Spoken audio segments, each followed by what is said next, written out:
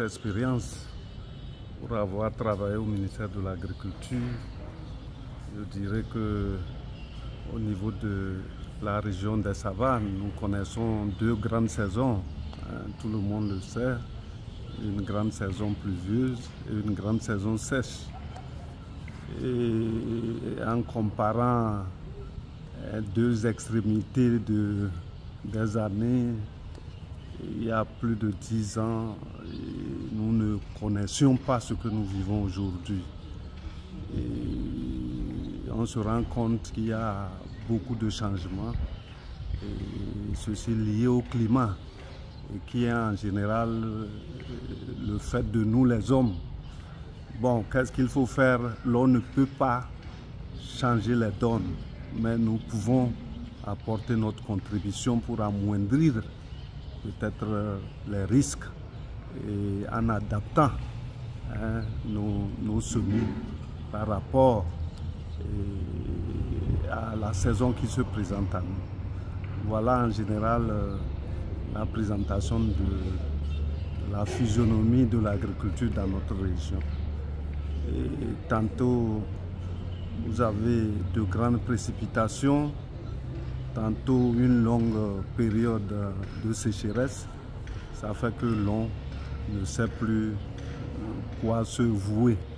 Et c'est les adaptations par rapport aux cultures qui puissent nous changer le quotidien.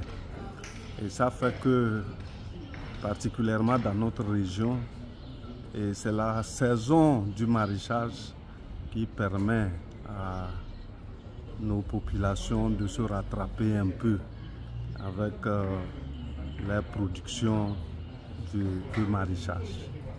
Je crois que les études se font, les observations se font et les gens se rendent compte de ce que nous vivons, particulièrement dans la région des Savanes. Ça fait que les bonnes volontés se manifestent, surtout avec le partenariat État à État, et ça donne libre cours à certaines bonnes volontés, certaines ONG de d'autres contrées à s'appuyer par des intermédiaires de nos milieux pour apporter un soutien manifeste et par rapport à certaines cultures pour que nos populations puissent quand même s'adapter et orienter leurs spéculations pour qu'en fait nous puissions vivre de notre agriculture. D'une ONG américaine, les États-Unis, qui ont voulu nous orienter dans les productions horticoles et qui consiste à réorganiser des cultures que nous faisions certes, mais que nous n'arrivons pas à orienter, à s'orienter dans la production, dans la commercialisation. Et ces trois spéculations ont été mises en œuvre. Il s'agit de la production du gombo, qui est le vécu quand même de tous les ménages. Il s'agit également de gnoc et du puma, où aujourd'hui, lorsque vous êtes sur le terrain, vous allez vous rendre compte que nous excellons dans la production du puma.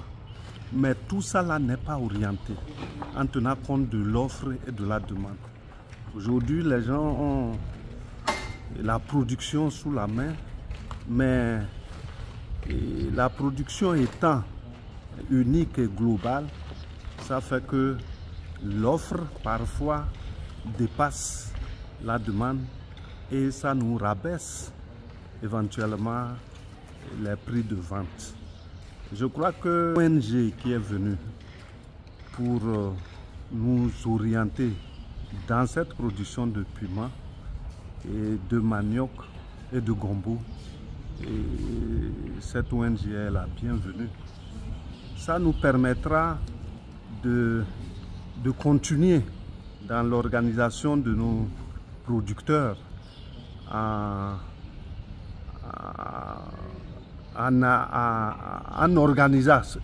organisant leur structure et leur permettre d'échanger avec l'ONG Rafia qui pilote ce projet afin que la production soit renforcée dans les spéculations de gombo, de manioc et de piment, pour que, une fois organisés, ils sauront